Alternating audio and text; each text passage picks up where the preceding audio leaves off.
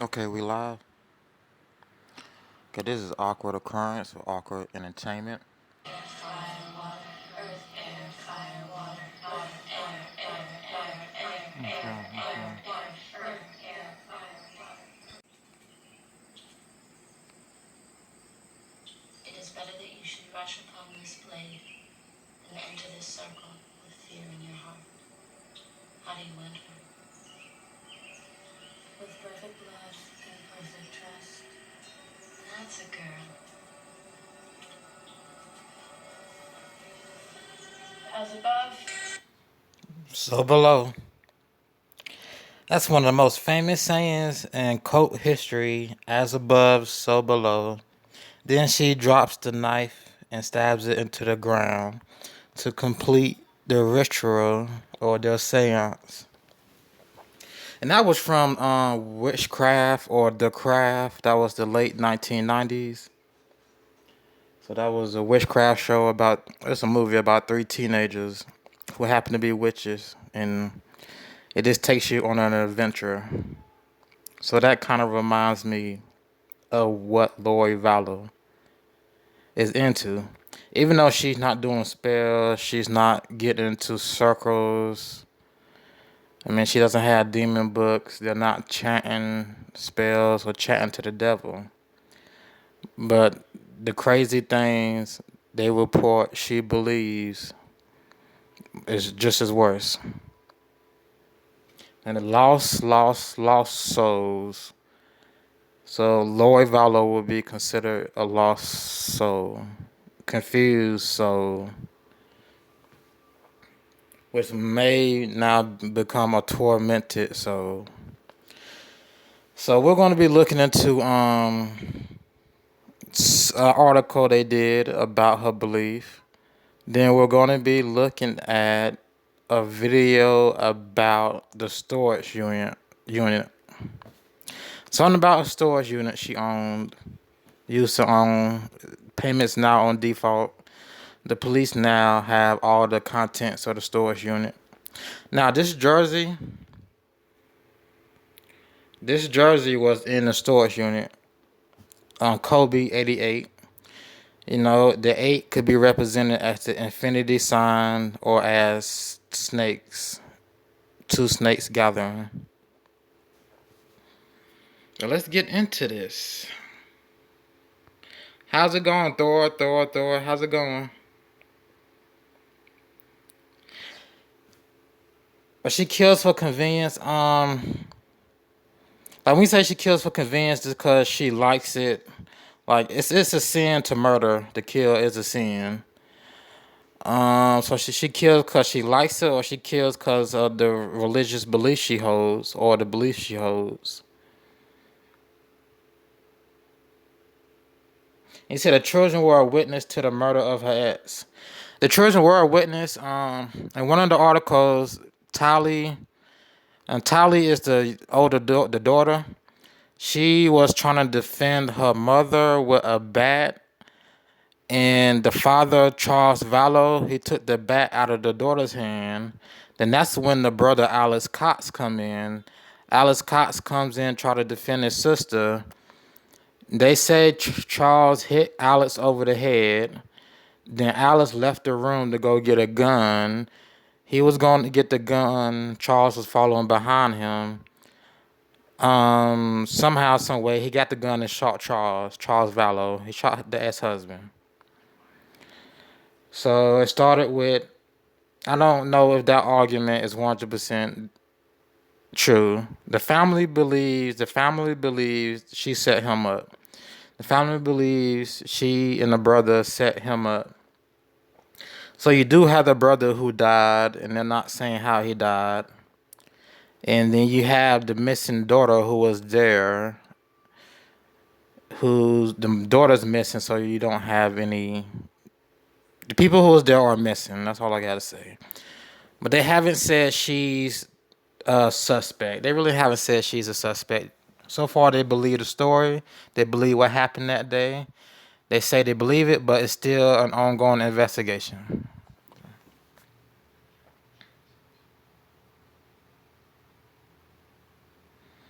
Well, true, but I still don't understand how they are in her way.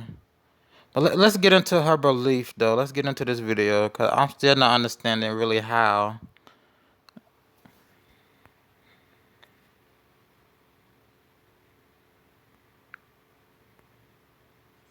This is awkward occurrence or awkward entertainment. But this is going to be just a quick piece about the cult beliefs of Lori Vallow and Chad Daybell. But this is a piece I found interesting. I'm going to read these 3 paragraphs. Okay, Mother Lori Vallow has recently become infatuated at times or obsessive about near-death experience and spiritual visions. She also told Father Charles Vallow that she is sealed or internally married to the ancient book of Mormon prophet Moroni. So their cult is based off the Mormon belief, and I don't think the Mormons believe in reincarnation, but this cult is based off Mormon belief, and they believe in reincarnation. As we know, Mormonism is an offshoot of Christianity, and that she has lived numerous lives on numerous planets prior to this current life. So I'm not sure if Mormons believe in reincarnation. That sounds more like Hinduism. But Mormon, this is another sect of Mormon this dude made up. But she believes in reincarnation, and she believes. So she got all of her beliefs from Charles Vallow. Not Charles Vallow, Chad Daybell, the new husband. He wrote the books about near-death experience. So she got all her beliefs from him, the Mormon, because he wrote Mormon near-death experience type books. I lost my thought there, but let's continue this video. But she got all her beliefs from him. And he created this new type of Mormon crap she's talking about with the 144. She's these people from the past. Mother also believes that she was married to James the Just in a different past life. And she also believes she lived as Mary France in the 1800s, who was Joseph Smith Jr.'s natural grandmother. Like, how do you get all these beliefs that you lived these past lives, but you had no recollection? You have no memories. You don't know where no pictures are. You don't know where no buildings are. Like, you can't state things from that past life. Like, you don't know things from that past life. Mother also informed Father that she. Nah, that's why I don't understand. How can she believe she's these people from a past life if she has no memory of any of those past lives? You can say where I was. They used to do this back in the 90s too. Black, white people, all people used to do this back in the 90s. They believed they was this person back in the day, or they believed they was this type of person, or they did this back in the day. But they have no memory of it. But you believe you was this person, but you don't have no memories of it. It's kind of crazy to hold that belief you were somebody else, but you can't recall nothing from that past life. You just can't. And I don't see how people believe in reincarnation or believe in past lives, and they provide no proof of that being true. You can provide proof of Jesus Christ in the Bible, but you cannot provide truth of reincarnation. Like, reincarnation doesn't have a holy book. There's nothing to lead me to believe reincarnation exists. So she's been mentally taken advantage of. I mean, if she really believes this, she's gullible. She's been taken advantage of. Maybe she really don't believe this, and they're doing all this for money. Cause there's a money element to all of this. It's a translated being Translated being has to do with New Age religion. You got these cuckoo teenagers and people in their 20s going around, some of them witches, going around talking about their translated beings, spiritual being, energies, the earth energies, all this crazy nonsense. All this crazy Wicca stuff. It's all set. So saying translated being is New Age religion. Now New Age is a mix of all these satanic religions mixed into one. They don't tell you where they root from. But if you're messing with crystals and tarot cards, and you're walking around talking about you hear and feel the energies of the world, and you're taking shrooms and psychedelics and DMT, all this nonsense. Anything outside of Jesus Christ is nonsense. And when it comes back around, when you look at it and research it, it's nonsense compared to Jesus Christ. But you say someone took a shot at the ex-wife before she died. I remember in the article they say Alex Cox, the brother of Lori, he was a suspect in a drive-by having to deal with his niece. So something with his niece. He was a suspect in a drive-by. I don't remember who they were shooting at. They didn't really state who they were shooting at. The article said the name Melanie, ex-wife. This said Melanie, ex-husband.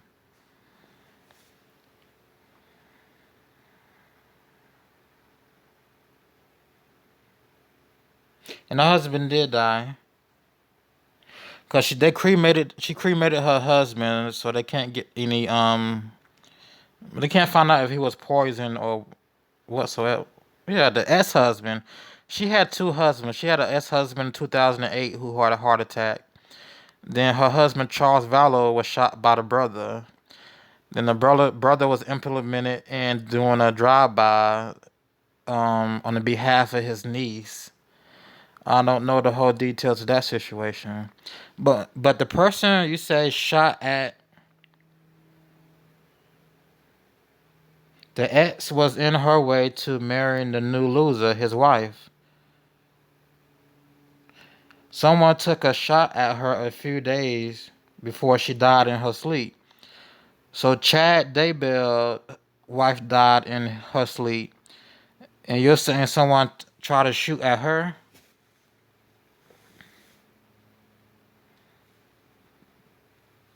Okay. This story is very, very strange. A lot of twists and turns. I'm going to continue the video. It's a satanic cult. Her belief, what she's covering up to be Mormon, which Mormon is also a cult, an offshoot of Christianity. Now let me continue. She believes she was married to James the Judge, so she believes she was married or was involved with people or the guy who invented Mormonism. Alright, let me get back into it. She also believes she was married to James III. She believes she's a translated being who was sent by God to lead 144,000 into the millennium. It doesn't say nothing about that in the Bible that I've seen, 144,000. She also believes she received spiritual revelations and visions to help her gather and prepare those chosen to live in the New Jerusalem after the Great War as prophesied in the book of Revelations. I believe she's taking the Bible out of context. They take the Bible out of context all the time. And mega churches take it out of context. Right. Now, on January 29th, during a phone conversation between the parties after a physical separation, mother is Lori, and father is Charles. She informed the father that she was a God assigned to carry out the work of 144,000 people for Jesus. Now, how do you wake up one day, 40-something years old, and say, I'm a God assigned to take out tests to ensure the coming of Jesus Christ, the second coming. How do you call yourself a God and then say you believe in Jesus Christ and you believe in the Bible? Because if you believe in the Bible, you would know not to call yourself a God, because there's only one God. Then there's Jesus Christ, is Son of God. So and you're not supposed to call yourself a God. So I don't understand. I don't understand her beliefs, because she doesn't have a book. They don't have a book for this. Like the things her cult believe, they don't have a book to back it up. Like, even though she mentions Revelations, there's nothing in Revelations that says you are a God. So I want you to lead 144,000 people. Like, second coming this July 2020. And if Charles got in her way, that she would murder him. The next day, Father, I don't know why they just don't say their names. The next day, Charles Vallow, and a lot of teenagers, I think they've been doing this since the 80s in America. But a lot of teenagers call themselves a god now. People that don't believe in the Bible, they think it's mind control. They now walk around calling themselves a god, and you'll see it all over YouTube. Like different communities on YouTube, different sects. Like how are you a god? You are a human. Like if you're such a god, why don't you create another Earth right in front of our face? Like that's what a God. That's what God is. That's what God does. Like you're not God. You're human. You don't create. You don't create life. You don't create Earths, sun, moon, all that. He's the one who was murdered by her brother Alex Cox. He left for a business trip to Houston. And she kept referring to Father as Nick Schneider instead of the Father's name. Father asked who is Nick Schneider, and Mother told. Yeah, when she was talking to Charles Vallow on the phone, she kept referring to him as somebody named Nick. And this was just talking about why she was calling him Nick. That Nick was Father's real name because Nick had killed Father and taken his identity. This has been gone. Now in this article, she said she told Charles, "I'm calling you Nick because Nick has killed your identity and you're now Nick." So if I read that right, she was telling her husband that you're not Charles, your name is Nick, and you're that person. Now, if that's not nuts, I don't know what is nuts. Like, how does she lose her mind like that? Like, to walk up to somebody and tell them that you're not such and so, you're such and so, you're this person. Like, that's gone beyond nuts. Mother proceeded to warn Charles that she would kill him upon his return home and had an angel there to help her dispose of the body. She also mentioned that she trust Charles and that she would not only kill him but would destroy him financially. Since the conversation, Mother's communication with Father had been rare and intermittent. Let me get on with it. This is a lot. It is a lot. If she didn't want the child, she could have just gave full custody to the son. Not to the son. She could have gave full custody to Charles Vallow. She didn't want JJ. Alright. That was crazy. This kids haven't been found and they still not arrested, so I'm assuming the kids have passed away, or maybe they're keeping them, kidnapped somewhere. Like we just don't know. We don't know.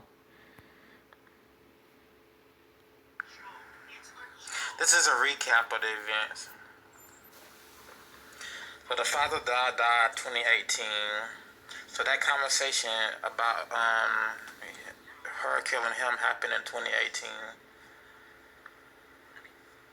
Well, no, 2019 she threatened to kill him. This is what it said, January 2019. But he died in 2018. I'm gonna let this play out into the next video. There's another segment in this video. But yeah, she should have gave the kid to the dad if she didn't want the This is Lori kid. Vallow's ex-husband. If the kid was being a handful, or his condition, his mental condition was a handful, she could have released rights. Um, it is crazy. It is crazy. Hold on, I'm gonna turn this back up. Now this is July just 11th, 2019. giving us step-by-step dates of what happened. But in 2018, Lori had another husband, which I guess was her ex-husband, that died of a heart attack. Yeah, she would. I think if he got custody, she would pay child support, I believe, if he had full custody. The But I don't stepmother know was that like, the custody arrangement, if anybody was paying child support at all. talk about But yeah, what I wanted to say is there's been cases in the past where moms would get rid of their entire family. And they'll kill their kids just to be with a new man. So you may have single parents who have a kid, they meet a guy, but the guy they're with doesn't want to deal with kids. Now the guy doesn't tell the woman, go off your kids. The woman goes and thinks to herself, well, if I get rid of the kid, I can be with this guy and have a whole nother life. So some people will value a man's life more than they will value their kid's life. They will value the man more than they would value the safety of the kids also. Like when your kid tells you, mommy, your boyfriend is touching me, and the mommy doesn't believe it, the mommy trusts the boyfriend, then maybe years later it comes out that the boyfriend was molesting the daughter. Like things like that. So you do have women who do not value kids, who don't value their own kids.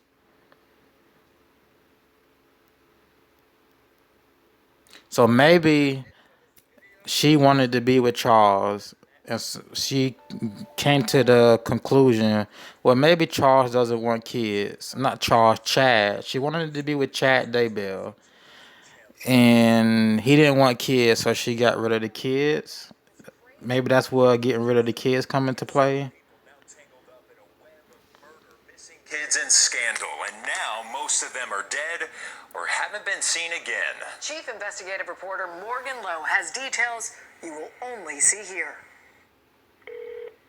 Fire department, what is the address of the emergency? The 911 call came in at just after 8:30 in the morning, July 11th. I got in a fight with my brother-in-law and I shot him in self-defense. A man named Alex Cox calmly stating he had just shot and killed his brother-in-law in self-defense. A Chandler police body cam captured what happened when officers arrived on the scene.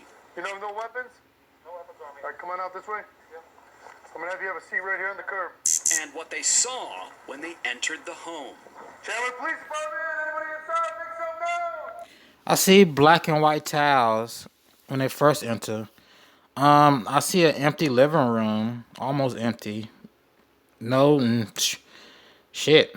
Where's the? Well, there go the blinds right there, but shit. Let's keep going.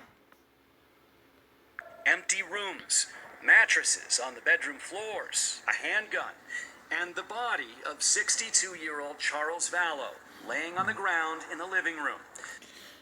So he enters. You see the diamond-shaped white and black and white tiles. This is July 11th. Like the house didn't have really any furniture. It was a mattress on the ground. As you see, the gun was placed next to the mattress. The gun isn't where the body is anymore. So I guess he took the gun back to the room. They're just an odd scene. This is an odd scene, y'all. And the rewind on this machine is crazy. Let me go back some.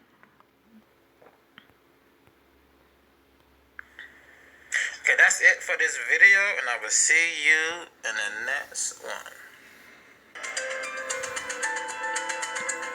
I haven't seen this. Investigates uncover new information in the case of two missing children from Chandler. We have learned that a big life insurance policy is involved in this crazy and confusing story. Yeah, several people now tangled up in a...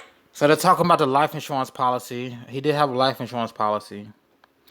But news is The Chad Daybell and Lori, they stay in $1 million home in Hawaii. So they're still in Hawaii in the $1 million home. So I don't know if she got the money from the life insurance policy yet. She may have. He died back in July, so she may have the money. And he wrote books, but I don't know if his books sold over 1 million copies for him to have $1 million. You get what I'm saying? To have $1 million house, you have to have over $1 million. You have to have income sustainable to keep paying on $1 million house till it's paid off. So I don't know how popular his books were. I don't know how much life insurance he had, but it had to have been less than $1 million. A web of murder, missing kids, and scandal, and now most of them are dead or haven't been seen again. Chief Investigative Reporter Morgan Lowe has details you will only see here. Fire department, what is the address of the emergency? The 911 call came in at just after 8:30 in the morning, July 11th. I got in a fight with my brother-in-law and I shot him in self-defense. A man named Alex Cox calmly stating he had just shot and killed his brother-in-law in self-defense. A Chandler police body cam captured what happened when officers arrived on the scene. You know, no weapons? No weapons on me. All right, come on out this way. I'm gonna have you have a seat right here on the curb. And what they saw when they entered the home. Chandler Police Department! So I just see them black and white tiles, the empty living room. Anybody inside? Make some noise! Empty rooms, mattresses on the bedroom floors, a handgun, and the body of 62-year-old Charles Vallow laying on the ground in the living room. Okay, that's the body. I never saw that. Okay, keep going. Outside, police questioned the shooter. What happened today, though? Like, just in the last 20 minutes? He came at me with a bat. I turned around and he hit me in the back of the head with a bat.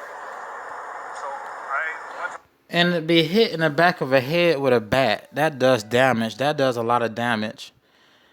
Like, I don't see him bleeding. I don't see him saying he has a concussion.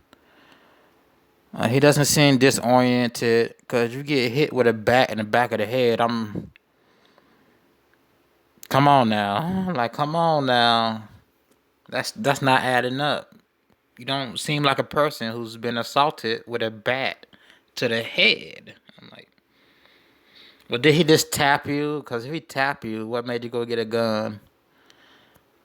If he hit you, he hit you. He seems like a big enough guy that do some damage swinging a bat at your head. my room and got my gun. Did you stay in your bedroom? No. Okay, why didn't you stay just in your bedroom, close the door? Is that something you didn't think about, or? Didn't even occur to me. And he came at me with the bat again after he'd already hit me in the head. He asked, why didn't you stay in the bedroom and just close your door? Well, why do you think, officer? I just thought about that, officer. It started out as the wife and ex-husband were fighting. He came in to defend her. Then also the daughter came in to defend the mom because the daughter had the bat first. Then Charles took the bat from the daughter. Then the brother steps in. Then he hits the brother in the head. The brother goes in a room, gets the gun from under the bed, I guess, and shoots him. The officer asked, why didn't you stay in the room? Well, there's an altercation going on outside my door, and I feel as if he was threatening my sister, and he hit me with a bat in the head, so I got my gun.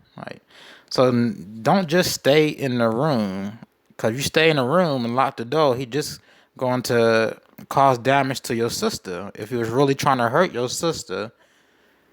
Now I'm going off what the officer said, because that's just very strange. You got a violent situation happening. You mentioned to him, close the door and lock it and stay in there. Well, no. Then again, I would have shot dude in the leg, Mr. Vallow Charles. I would have shot him in the leg. Because all he has is a bat. Like, come on. I shot him to stop him. The audio audio is muted during the police interview with Charles Vallow's wife, Lori, and his stepdaughter, Tylee. But the police report indicates they relayed similar stories. There was an... Well, they say stepdaughter, so that must have been his stepdaughter from her other marriage. Yeah, from her other marriage to the guy who had a heart attack. argument between Charles and Lori. Tylee came out of her room with a bat. Charles took the bat, struck Lori's brother Alex. Alex shot Charles in self-defense. But Charles' family believes something else happened. Yeah, because I would believe something else happened too. Because if he hit you in the head, like, why are you still standing? How are you able to stand and go get a gun and shoot him? You would think he'll be on your ass with that bat, and there's no way you'd be able to get to that gun. You know what I mean? So his story don't make sense. Even though right now the police say they accept the story, but it's still an open investigation. Unlike Harley Dilly, they accept the Harley Dilly case of him getting stuck in the chimney, but the case is closed. But in this case, the case is still open. You think getting hit by a bat, you will fall to the ground and start bleeding, have a fractured skull. Yeah, hey. Ambushed him. That was a setup. And it will come out. It will come out. It was an ambush. No doubt in my mind. Kay and Larry Woodcock are Charles Vallow's sister and brother-in-law, and they believe Charles' wife, Lori, wanted him dead. She was so spoiled, it was ridiculous. And he did. He spoiled her. And she became a monster. Just a monster. Court paperwork obtained by... He spoiled her and she became a monster. But I believe they got divorced. I don't know how much money she got into it. But again, they say it's a life insurance policy on Charles Vallow. So maybe she did. You can go to that avenue of thinking she did set him up just to get the life insurance. Now, why? I don't know if he ever took her off the life insurance. I'm not sure. They're not saying Charles Vallow took her off the life insurance when they got a divorce. Because when you file for divorce, I would think take off your wife's name from your life insurance policy. CBS 5 investigates, paints a picture of turmoil surrounding Lori. Oh yeah, you knew this lady was... I'm just stuck on that. You knew this lady was crazy, that she was going crazy. And you still had her name on your life insurance policy, like she threatened to kill you.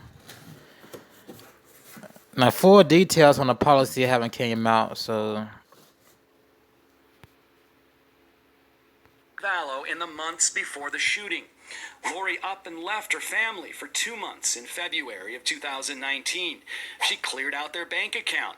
She said she was receiving spiritual revelations and visions, told Charles she would kill him and destroy him financially, and began obsessing over an author of doomsday books who lived in Idaho. What can you tell me about Chad Daybell? Chad Daybell is an interesting character. Rich Robertson is a... How did her and Chad Daybell meet? Like, really? So whenever they met, on whatever circumstances, did she reach out to him? I know they stayed in different states or whatnot. Did they have a conversation about setting up her husband? Because the husband died July 2019. So did she know Chad Daybell back in May 2019? Early 2019, January, February? Like, when did their relationship start?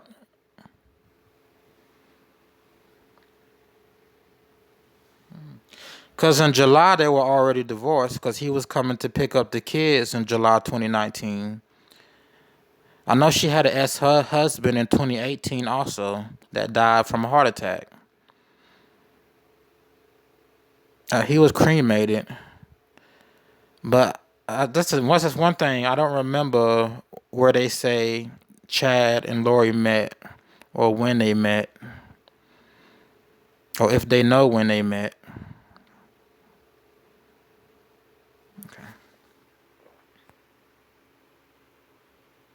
Private investigator hired by Charles and Lori's relatives.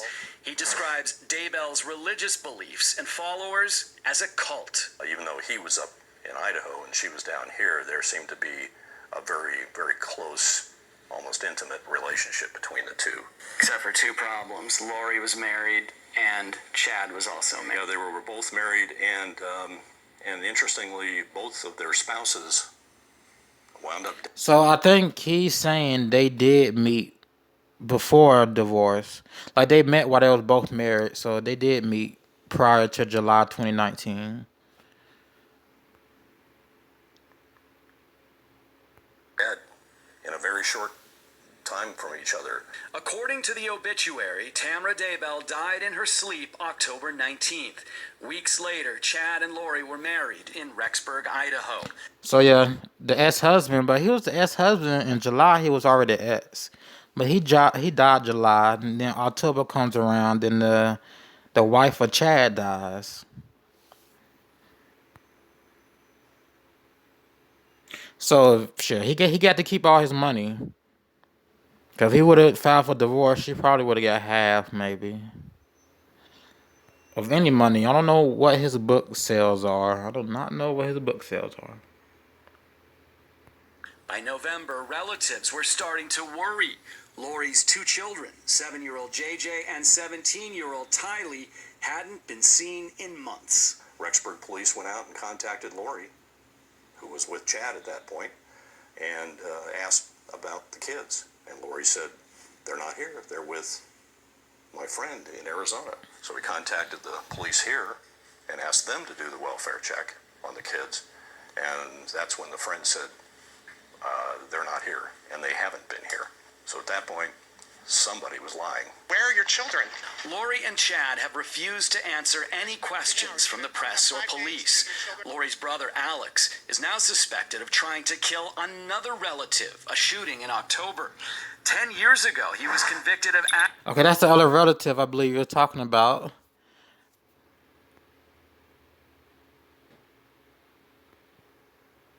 aggravated assault with a deadly weapon against Lori's previous husband. That man died unexpectedly in 2018. And Alex Cox himself was found dead in his Gilbert home in December. That brings us back to the beginning of our story, a fatal shooting in Chandler. The Charles Vallow death. You have Lori, who was there and saw what happened. Right. You have Alex, who was there and pulled the trigger, but he's dead now. And Tylee, the other witness, is missing. Tylee certainly was a witness to Charles' shooting. And if anybody knows what really happened, if there is a different story to tell, it could have been Tylee to tell that story. Does that have anything to do with why she is missing? I certainly hope not, but it's got to consider that as a possibility. CBS 5 Investigates has learned of a potentially critical new piece of information that has never been reported before. According to two sources with first-hand knowledge of Charles Vallow's personal finances, he had a sizable life insurance policy. But that was news to Chandler police when we asked them about it last week. Are your detectives aware that there might have been a money motive involved in this? Not that I'm aware of. It's the first I'm hearing about it. Maybe that there was a life insurance policy on Charles Vallow? Nothing in our report, basically, from what I've read and what I've talked to detectives, has that information that I'm aware of. According to Sergeant Jason McClymans, detectives are still processing evidence, so the case is still... If you watch true crime shows the past 20 years, you know the first thing police check with is life insurance policies. One of the main things they check off their list, did she do it for a life insurance policy? But that day, they claimed it was self-defense. And it's not like they were together and, you know, she poisoned him or something. Because usually the wife will poison the husband that night. They'll wake up, oh, he's passed away. Police start asking questions, looking for life insurance policies. They'll get the wife for killing the husband to collect the life insurance money. But it didn't go that way. So they're saying the parents believe it was an ambush. I'm gonna continue the video. Open, but he says everything still points to self-defense. So we have a shooter, Alex Cox, who's dead, but the investigation is still open. Does that mean that it's a possibility that somebody else could have been involved in this, or there's another theory other than just self-defense?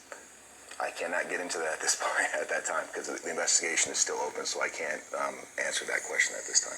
Charles, he's just not that way. Larry and Kay Woodcock say Charles did not have it in him to get violent with anybody, so the idea that he attacked Alex is a non-starter. You can't fight with someone who's not going to fight back. They believe the real story of what happened inside that Chandler home in July will come out someday. They and the rest of the family are praying that JJ and Tylee turn up soon. Why don't the police just arrest Lori and Chad and take them into custody? That's obviously a question for the police. Had we had probable cause in July, or up until the point where these kids are missing, I assure you we probably would have made an arrest.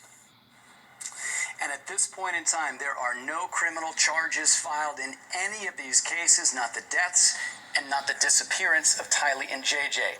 If you want to take a deeper dive into this story, we've created a family tree here, a timeline of the events that will answer all of your questions. You can find it on our mobile app and at azfamily.com/go-to/missingkids. So many aspects to this case. It is absolutely fascinating. Morgan Lowe, thank you. And from up north in Idaho to here in Arizona and now Hawaii. Our crews have been all over the map investigating this case. And as we speak, our Kim Powell is on her way to Hawaii to continue digging and uncover new information. Lori Vallow Daybell first. Okay, this is gonna be about the storage unit. So they didn't pay on the storage unit, and the police just seized everything inside and seized video footage of her going to the storage unit. But my favorite part of that last video is when the police entered the house and they had the black and white towels on the floor. So the black and white towels, then you can see in the house there's no furniture. It's like an empty house, like used for a set for a movie. Then only had one bed in there.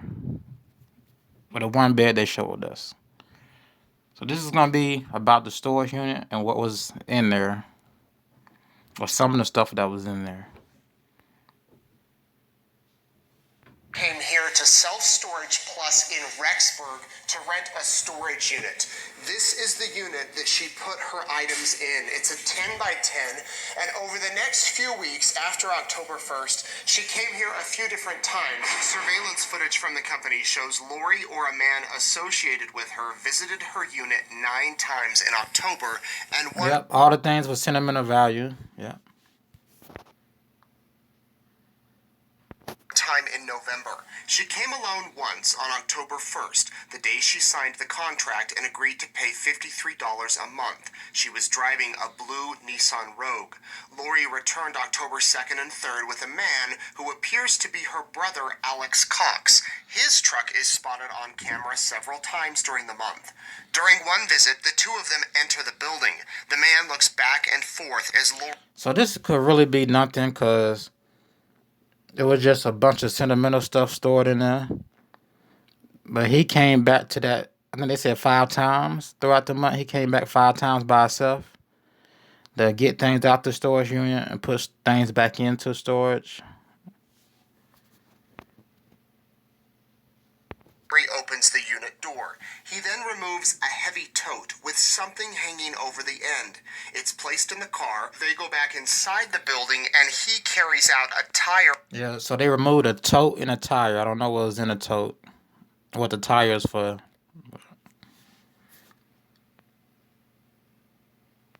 while she closes the door. Between October 6th and 26th, a man, presumably Cox, visits the storage unit alone 5 times. Cameras show him dropping off a variety of items, including gun cases. And then on October 28th, 2 men are seen moving bikes into the unit. During October, the visitors are seen with large, heavy totes. Sometimes they put things in the unit, then remove them within days. The last time... And this could really mean nothing. But I believe they suspected the kids are going missing in late September. They hadn't been seen since late September. And this is happening around October with them visiting the storage unit and putting stuff in, bringing stuff out. Then the second dude, I don't know who the other dude was. They said 2 dudes, one was Alex, but they never say who the other one was. I believe one was Alex. Anyone visits the facility in October is on the 28th. Nobody comes back for nearly a month. But on November 24th, Lori and a man are again seen on camera. They stay for 4 minutes and leave. 2 days later, Rexburg police go to her townhouse for a welfare check on JJ. The next day, November 27th, officers serve a search warrant at the home and then go to the storage unit with a search warrant. Inside, they find bikes, a scooter, winter clothing, a photo album with pictures of the children, sports equipment, a backpack with JJ's initials, a jersey with Colby's name, Lori's oldest son, along with ice skates and blankets, one showing photos of JJ, the other with pictures of Tylee. Detectives photographed everything, and in January, when Lori's credit card was declined several times, Self Storage Plus notified the police. Workers say officers have not returned since the end of November. Workers have reached out to Daybell multiple times, but they have been unsuccessful in reaching her, and she has not contacted them. Now, here at Self Storage Plus, they realized the other day that Lori may have been using their facility. They called their security system Elite Surveillance. They came up and helped them pull the footage, and now they are waiting to see what's next. Reporting in Rexburg, I'm Nate Eaton, EastIdahoNews.com. Okay, then that's the only update the media has given so far with Lori Vallow and Chad Daybell. And I don't think it was too much of an interesting update, because what can you gather from the storage unit or gather from the video besides them going back and forth, collecting stuff and putting stuff in? It's not too much to gather. Then the other person, the other guy on the camera, because there was 2 guys, maybe you could identify who the other guy is. But in all these videos, everything is grainy. Everything look like it's being shot with a 1998 Panasonic camera. 240p pixelation. Just bad quality. But we'll see what this leads to. We'll see what that leads to. And let me see if I can get this picture to blow up. This is a statement the storage unit made, which is a strange statement because they released the video and what was in it. But they were just saying Rexburg storage unit that rented a space to Lori Vallow Daybell is working with the police. And Self-Storage issued a press release on its Facebook page Tuesday night, yesterday, saying they're working with the local authorities who are investigating the matter, and they do not want to jeopardize their investigation. It will not be providing any further information at this time. So my thing with that, how can you jeopardize the investigation when you already provided the news with a tour of the compound? We provided video of what's inside her storage unit and photos of what's inside. Now, that was a weird statement to make. You don't want to jeopardize anything. You don't want to jeopardize anything. You're not going to release any information, but you end up releasing all the information the same day anyway. I'm like, that don't make no sense. That was just odd to me. And of course, her being in this so-called coat, and then the video of them black and white tiled floors when the police came into that house in July, when the brother shot the husband. Like, that does not look like a house that's lived in by people with money. Like, she stayed in a townhouse. She paid good and well $500,000 for that townhouse. Like, they have money, so I don't understand why that house look like it looks. Like, why there's no furniture in there? Why does it look like a set?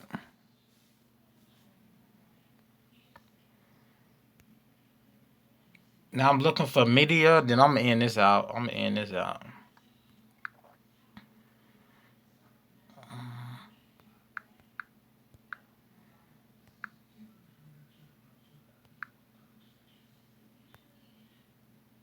Okay, so I can only apply 5 photos. And this is just gonna be some photos.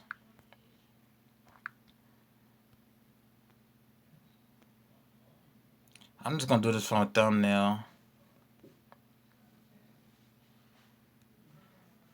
That's gonna be the latest in this case. Kids still aren't found. They're still in Hawaii. They stay in a $1 million house in Hawaii. Husband had a life insurance policy. The mom is cuckoo for Cocoa Puffs. I think the mom is just dating Chad because he has money. I think the mom is just with Chad because he has money. You know, she got rid of the kids because he has money and she wants to be with Chad. We will see, people. We will see. But this has been Awkward Occurrence with Awkward Entertainment, and I will see y'all in the next video.